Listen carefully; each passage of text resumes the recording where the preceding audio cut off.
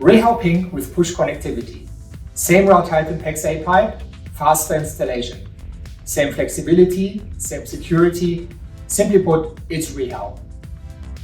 Making a successful connection with PINC only requires the following: PINC fittings, REHAU PINC A platinum, red, green or lilac pipe, and a REHAU approved pipe cutter.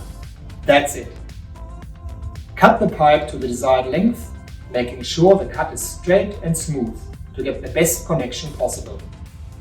The end of the black inner ring can be used as a guidance to estimate the insertion depth of the pipe into the fitting.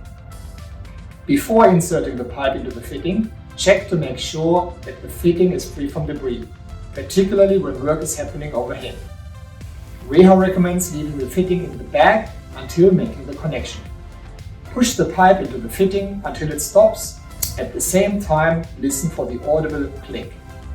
Avoid inserting the pipe at an angle, as this can compromise the connection.